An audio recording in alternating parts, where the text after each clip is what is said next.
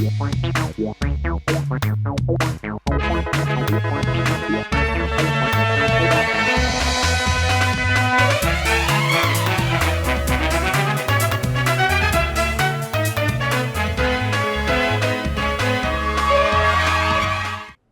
आप देख रहे हैं राष्ट्रीय समाचार और मैं हूं आपके साथ प्रिया पांडे। आइए एक नजर डालते हैं आज के हेडलाइंस पर। कल्याण ईस्ट में बीजेपी कार्यकर्ताओं का विरोध, 7 सीट मिलने से नाराजगी, कार्यकर्ता चाहते हैं बीजेपी अकेले चुनाव लड़े। बीबीजी रामजी कानून पर भाजपा का पलटवार, सुधांशु त्रिवेदी का आरोप, कांग्रेस कर रही भ्रामक प्रचार। बीजेपी प्रदेश अध्यक्ष ने नई टीम का किया ऐलान, राजेश भाई चुडासमा बने प्रदेश उपाध्यक्ष। बांग्लादेश के विरोध में एमबेसी के बाहर प्रदर्शनकारियों ने हनुमान चालीसा का पाठ करते हुए किया विरोध, दुनिया भर में आक्रोश के बीच लंदन में जोरदार प्रदर्शन। भचाऊ के वोत गांव के पास भीड़सड़ सड़क हादसा, मिनी बस ट्रेलर की टक्कर के बाद लगी आग, दमकल टीम ने 14 यात्रियों को सुरक्षित निकाला।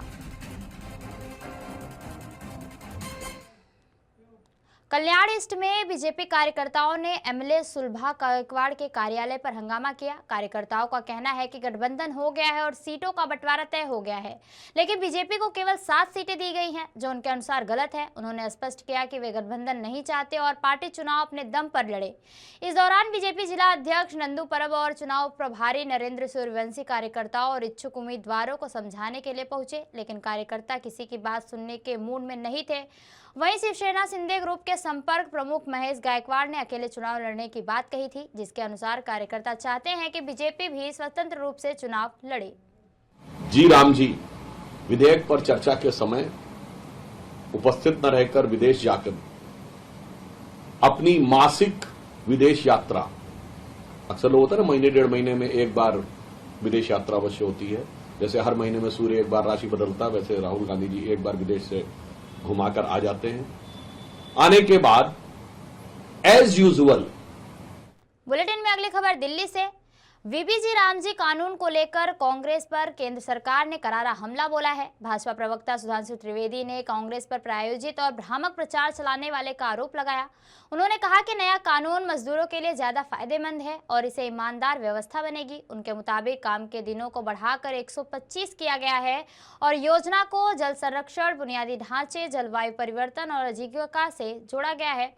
ग्राम पंचायतों को फैसले लेने की पूरी भूमिका दी गई है। साप्ताहिक निगरानी से भुगतान में गड़बड़ी को रोकी जाए। उन्होंने आरोप लगाया कि मनरेगा के दौरान कई जिलों में बिना काम के भुगतान के मामले सामने आए थे। भाजपा नेता ने कहा कि कांग्रेस को कानून के नाम से राम शब्द से आपत्ति है, जो उसकी सोच को दिखाता है। सरकार ने कहा कि नया कानून गांधी जी के ग्राम स्वराज के विचार से जुड़ा हुआ है।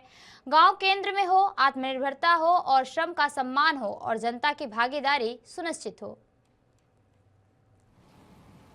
जी राम जी विधेयक पर चर्चा के समय उपस्थित न रहकर विदेश जाकर अपनी मासिक विदेश यात्रा, अक्सर लोग होता है ना महीने 1.5 महीने में एक बार विदेश यात्रा अवश्य होती है, जैसे हर महीने में सूर्य एक बार राशि बदलता, वैसे राहुल गांधी जी एक बार विदेश से घुमाकर आ जाते हैं। आने के बाद एज यूजुअल, यानी रूटीन वर्क है कि विदेश जाना और आने के बाद प्रहार करना नीति के ऊपर। बहुत स्पष्ट रूप से हम बताना चाहते हैं, कांग्रेस पार्टी के द्वारा जो ये प्रायोजित भ्रम का प्रचार किया जाता वो पूर्णतः निराधार है।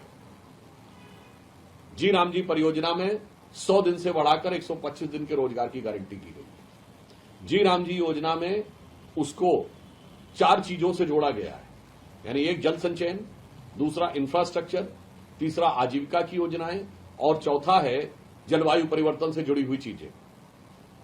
तीसरी काम यह किया गया है कि उसको निर्णय ग्राम पंचायतें ही लेंगी, परंतु पीएम गतिशक्ति जैसे बड़े कार्यक्रमों से जोड़ा गया है ताकि आसपास के गांवों को यह भी पता रहे कि 4 गांव दूर या 10 गांव दूर यहां पर क्या चीज डेवलप हो रही है, ताकि उसके अकॉर्डिंग वो अपना प्लान कर सके।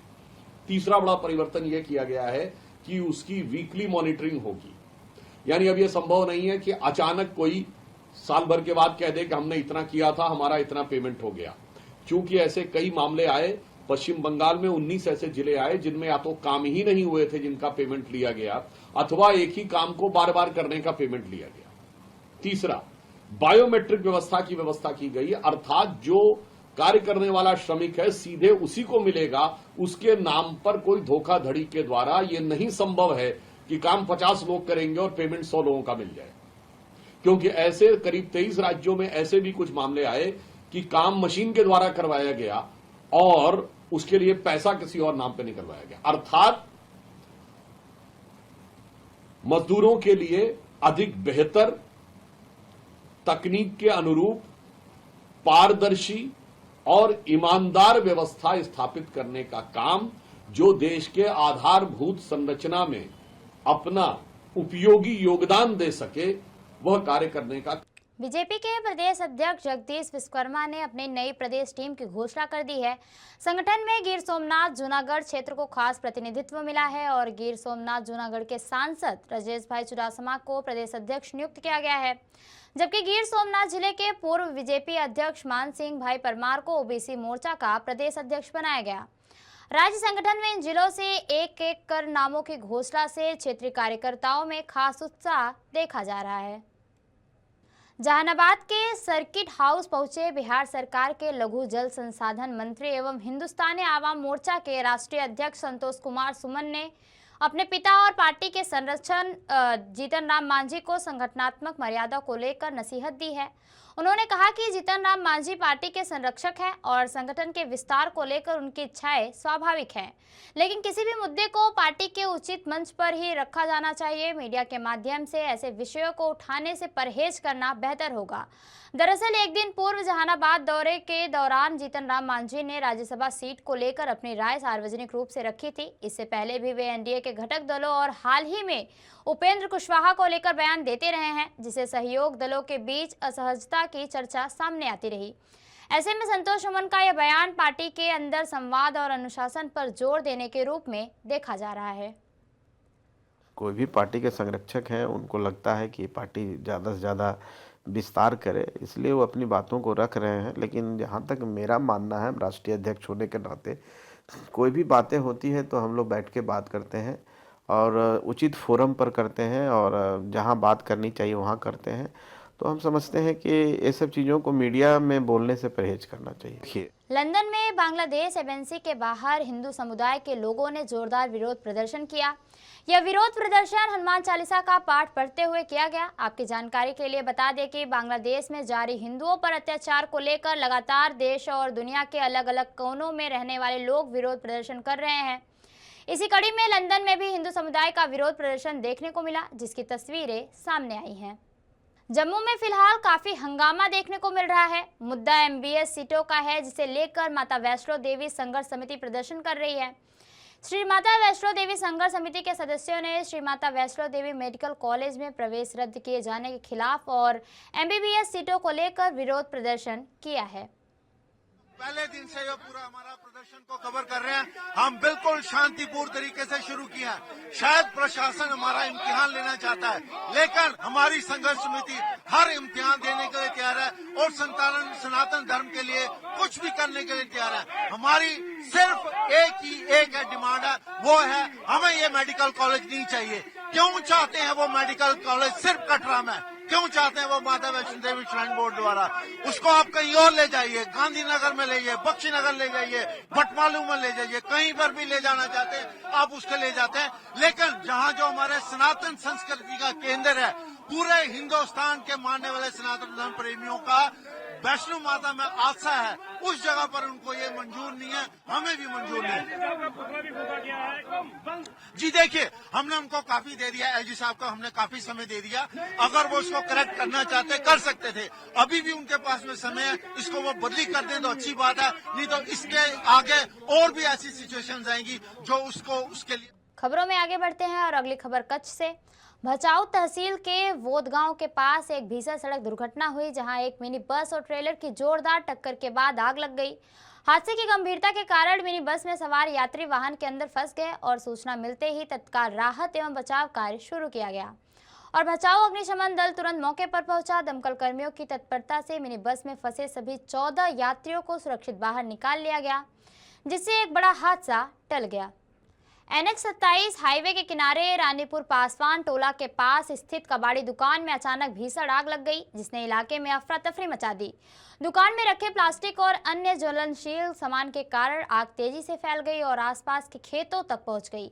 सूचना मिलते ही 6 अग्निशमन गाड़ियां मौके पर पहुंची। साथ ही दरभंगा, मधुबनी और मुजफ्फरपुर से अतिरिक्त फायर ब्रिगेड मंगाई गई। दमकल कर्मियों ने करीब 3 घंटे तक लगातार प्रयास कर आग पर आंशिक नियंत्रण पाया। स्थानीय युवक की मदद से कई सामान बाहर निकालकर आग को और फैलने से रोका गया। स्थानीय लोग बताते हैं कि इतनी तेज लपटें पहले कभी नहीं देखी गई। फिलहाल किसी के हताहत होने की सूचना नहीं है, लेकिन भारी आर्थिक नुकसान की आशंका जताई जा रही है। आग लगने की सूचना NH-27 रानीपुर पासवान टोला के पास कचरा में आग लगा, जिसका सूचना हमको मिला। सूचना के बाद हम तुरंत जो है दल बल के साथ घटना पर स्थल पर आए और जिला अग्निशमन पदाधिकारी दरभंगा के नेतृत्व में आग को पूर्ण रूप से बुझा रहे थे। उसके पश्चात मधुबनी से भी 2 गाड़ी मंगवाए और मुजफ्फरपुर से भी मंगवाए। सभी गाड़ी और सभी कर्मी के सहयोग से हमने आग पर काबू पा लिया है। और आग कैसे लगी अभी इसकी जानकारी व्यवस्थापक द्वारा हमें नहीं जानकारी दी गई है। हम पूर्णतः आग को बुझा लेंगे, उसके बाद हम इसके बारे में जो है उनसे पूछेंगे कि आग कैसे लगा और हम अपने स्तर से भी इसको खोज करेंगे कि आग कैसे लगा। अनुमंडल अग्निशमन पदाधिकारी दरभंगा चंद्रकिशोर। बुलेटिन में अगली खबर जयपुर से। भाजपा नेता रामलाल शर्मा ने अरावली मुद्दे पर कांग्रेस द्वारा किए जा रहे विरोध प्रदर्शन को लेकर कहा कि यह आंदोलन वास्तव में अरावली से जुड़ा नहीं है, बल्कि कांग्रेस पार्टी की अंदरूनी वर्चस्व की लड़ाई है। उन्होंने आरोप लगाया कि कांग्रेस नेता इस मुद्दे को केवल राजनीतिक हथियार के रूप में इस्तेमाल करना चाहते हैं। रामलाल शर्मा ने यह भी कहा कि सरकार अरावली क्षेत्र को लेकर गंभीर है। अब अरावली क्षेत्रों में खनन के पट्टे कम दिए जाएंगे और खनन गतिविधियों में भी कमी आएगी।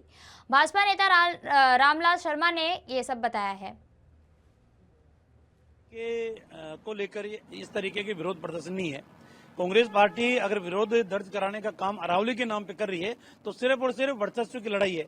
कल सचिन पायलट ने जयपुर के अंदर कार्यक्रम किया, आज डोटासरा और जूली अलवर के अंदर कार्यक्रम कर रहे हैं। ये कांग्रेस के अंदरूनी वर्चस्व की लड़ाई है, सिर्फ मुद्दा अरावली का बनाना चाह रहे हैं। जबकि वास्तविकता यह है कि 2002 के अंदर अरावली 100 मीटर से नीचे मानी नहीं जाएगी, 100 मीटर के ऊपर को अरावली मानी जाएगी। ये गहलोत साहब की डेफिनेशन है, परिभाषित करने का काम उन्होंने किया। 2002 से लेकर अब तक खनन उसी आधार पे पट्टे जारी किए गए और अब जो डेफिनेशन आई है उससे प्रदेश में नहीं, चारों राज्यों में अरावली क्षेत्र में खनन के पट्टे अब कम दिए जाएंगे। खनन अब कम होगा क्योंकि 2 पहाड़ियों के बीच के 500 मीटर को भी अरावली क्षेत्र माना गया है। इस आधार पे अब वर्तमान में जितना खनन हो रहा है उससे आने वाले समय में कमी होगा। खेरोद में रविवार को अरावली बचाओ पर्यावरण बचाओ विषय पर एक विशाल जनसभा का आयोजन किया गया, जिसमें क्षेत्र के हजारों लोगों ने भाग लेकर अपना आक्रोश व्यक्त किया। सभा में वक्ताओं ने कहा कि अरावली केवल पहाड़ नहीं बल्कि इस क्षेत्र की आस्था, अस्तित्व, पर्यावरण, जल संरक्षण और जैव विविधता का आधार है। हाल ही में 20 नवंबर 2025 को केंद्र शासक समिति की याचिका पर सुप्रीम कोर्ट की सुनवाई का जिक्र करते हुए वक्ताओं ने चिंता जताई कि 100 मीटर से अधिक ऊंचाई वाले पहाड़ों को ही अरावली मानने और 500 मीटर के दायरे में आने वाले पहाड़ों को वन संरक्षण के बाहर रखने का आदेश खनन माफियाओं के लिए रास्ता खोल सकता है। उन्होंने आरोप लगाया कि सरकार इस नीति के जरिए अरावली को उद्योगपतियों को सौंपने की तैयारी कर रही है। सभा में प्रधानमंत्री ने एक पेड़ मां के नाम अभियान का हवाला देते हुए हसदेव, छत्तीसगढ़, ओडिशा, असम, नागालैंड और झारखंड के जंगलों के उदाहरण दिए और कहा गया कि इस तरह अरावली को भी खतरे में डाला जा रहा है। आंदोलनकारियों ने ऐलान किया कि यदि सुप्रीम कोर्ट दोबारा सुनवाई नहीं करता और सरकार फैसला वापस नहीं लेती तो वे राजस्थान, हरियाणा और दिल्ली के लोगों के साथ लेकर गांधीनगर और जरूरत पड़ी तो दिल्ली तक कूच करेंगे और हर मोर्चे पर संघर्ष के लिए तैयार रहेंगे। बुलेटिन में अगली खबर मुंबई से। मनपा चुनाव को लेकर सियासी हलचल तेज हो गई है। एनसीपी नेता जिशान सिद्दीकी ने कहा, सुनील तटकरे की लीडरशिप में हमारी कोर कमेटी की मीटिंग अभी खत्म नहीं हुई है। हमने बहुत सी बातों पर चर्चा की है। एनसीपी पूरे मुंबई में बहुत सारी सीटों पर चुनाव लड़ेगी और हम अकेले चुनाव लड़ने में पूरी तरह सक्षम हैं। हमारी पार्टी के कार्यकर्ता तैयार है और मुंबई का मेयर एनसीपी होगा। की मीटिंग सुनील तटकरे साहब के नेतृत्व में अभी खत्म हुई। उसमें हमने बहुत सारी चीजें डिस्कस की। मुंबई शहर में अलग अलग इलाकों में हम राष्ट्रवादी कांग्रेस पार्टी लड़ने वाली है और हमारी ताकत है अकेले लड़ने की, मगर आखिर में तो फैसला हाईकमांड लेगी। और मगर हमारे कार्यकर्ताओं को हमने तैयार रखा है और हम जरूर लड़ेंगे और बीएमसी में राष्ट्रवादी कांग्रेस पार्टी का झंडा जरूर लहराएंगे। कितने सीटों पर तैयारी जो है वो एनसीपी की ओर से की जा चुकी है और कितनों पर आने वाले दिनों में की जाएगी? एग्जैक्ट नंबर तो अभी हाईकमांड फैसला लेगी। बहुत सारे जो सीट्स थी उस पर हमने डिस्कशन की है और हमारी राय लिया जा रही है। मगर एक एक जो पॉकेट्स है उस पर अलग अलग लोग को अलग अलग रिस्पॉन्सिबिलिटीज दी गई है। तो आगे वाले समय में यादियां आएगी और मुझे नहीं लगता कि कोई भी, बहुत सारी पार्टीज ने अभी तक डिक्लेयर नहीं किया नामांकन का, तो मुझे लगता है 2-3 दिन बीत गए हैं। मगर जैसे मैंने कहा कि हम लड़ने की पूरी ताकत रखते हैं और आजकल में जरूर। खबरों में आगे बढ़ते हैं और अगली खबर पटना से। उन्नाव रेप केस मामले में अभियुक्त की जमानत के बाद कांग्रेस प्रदर्शन कर रही है। अब सीबीआई ने सुप्रीम कोर्ट में ट्रांसफर कर दिया है और इस पर बीजेपी सांसद जनार्दन सिंह सिग्रीवाल ने कहा कि कांग्रेस का जो प्रदर्शन है उसका कोई तुक नहीं है, बिना मतलब का है। उसके नेता का भारत के प्रति कोई समर्पण नहीं है। वह भारत में ही बोलते हैं और विदेश में भी जाकर के उल्टा सीधा बोलते हैं। उनकी राष्ट्रीयता न के बराबर है। उसका जीता जागता उदाहरण है। यहाँ की जनता रिजेक्ट कर दी है। जनता वोट नहीं दे रही है। जनता पूर्व के कारनामों के ऊपर थूक रही है। तो फिर बाहर आने जाने कहने की क्या जरूरत है? का जो प्रदर्शन है उसका कोई तुक नहीं है, बिना माने मतलब का है। उसके नेता ही जो हैं या भारत के प्रति उनका समर्पण नहीं है। वह भारत में तो कुछ बोले न बोले अलग बात है, विदेशों में भी जाते हैं तो भारत के बारे में कुछ उल्टा सीधा बोलते हैं। ऐसे उनके अंदर जो राष्ट्रीय भाव है, राष्ट्रीयता है, वो न के बराबर है। इसका सीधे सीधे जीता जागता उदाहरण है। और एक का बात नहीं है, अनेकों बार जब भी वो विदेश जाते हैं तो भारत के प्रति उनका भरास निकलता है। और यहाँ की जनता रिजेक्ट कर दी, जनता आपको वोट नहीं दे रही है, जनता आपके पूर्व के कारनामों के ऊपर माने थूक रही है, तो फिर आप उसके बाद जाकर के बाहर अनाप शनाप कहने क्या जोड़। खबरों का सिलसिला यूं ही चलता रहेगा। देखते रहिए राष्ट्रीय समाचार। नमस्कार।